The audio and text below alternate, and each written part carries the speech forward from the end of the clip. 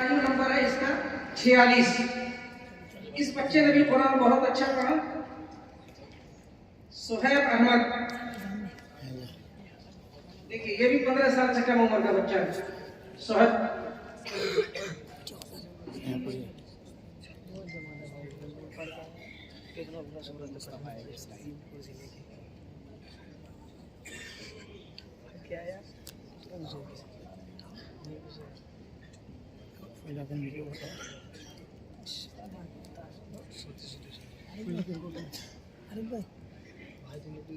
السلام عليكم ورحمة الله وبركاته. أعوذ بالله من الشيطان الرجيم. بسم الله الرحمن الرحيم.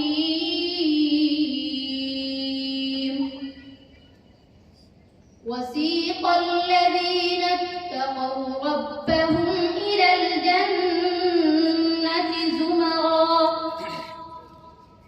حتى إذا جاءوها وفتحت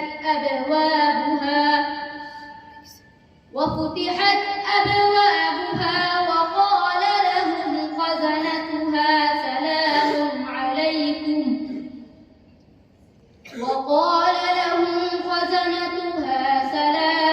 عليكم طبتم فادخلوها خالدين وقالوا الحمد لله الذي صدقنا وعده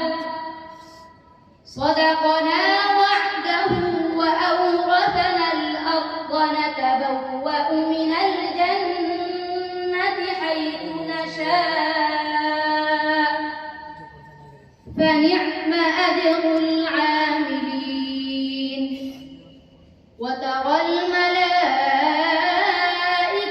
حافين من حول